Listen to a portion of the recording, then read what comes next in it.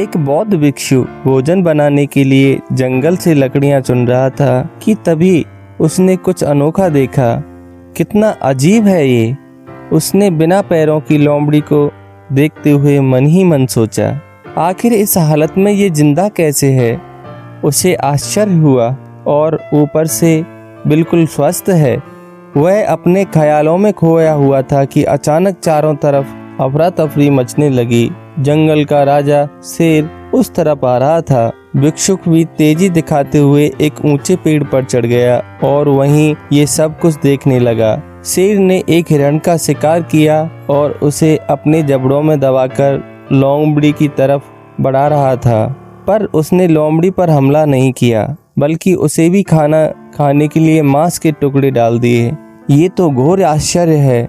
शेर लोमड़ी को मारने की बजाय उसे भोजन दे रहा है। भिक्षुक बुदबुदाया। उसे अपनी आंखों पर भरोसा नहीं हो रहा था, इसलिए वह अगले दिन वहीं आया और फिर छुपकर शेर का इंतजार करने लगा।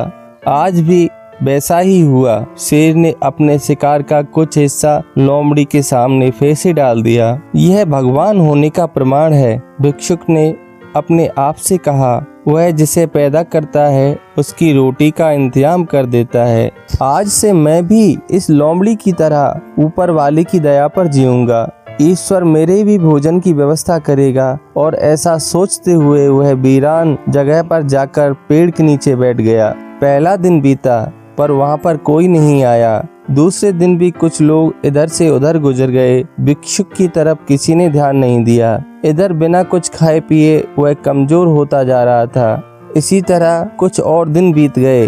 अब तो उसकी रही सही ताकत भी खत्म हो गई। वह चलने फिरने के लायक भी नहीं रहा। उसकी हालत बिल्कुल मृत व्यक्ति की तरह हो चुकी थी। तभी एक महात्मा उधर से गुजरे और भिक्षुक के पास पहुँचे। उसने अपनी सारी कहानी महात्मा जी को सुनाई और बोला, अब आप ही बताएं कि भगवान इतना निर्दयी कैसे हो सकता है। क्या किसी व्यक्ति को इस हालत में पहुंचाना पाप नहीं है। महात्मा बोले, बिल्कुल है, लेकिन तुम इतना मूर्ख कैसे हो सकते हो। तुम ये क्यों नहीं सोचते कि भगवान तुम्हें शेर की तरह बनाना चाहते हैं, उस लोमड़ी की तरह नहीं। दोस्तों, हमारे जीवन में भी कई बार ऐसा होता है कि हमें चीजें जिस तरह समझनी चाहिए हम उसके विपरीत समझ लेते हैं। ईश्वर ने हम सभी के अंदर कुछ न कुछ ऐसी शक्तियाँ दी हैं जो हमें महान बना सकती हैं। जरूरत है कि हम उन्हें पहचानें। उस भिक्षुक का सौभाग्य था कि उसे उसकी गलती का एहसास कराने के लिए महात्मा जी मिल गए। पर हमें खुद भी चौकन्ना रहना चाहिए कि कहीं हम शेर की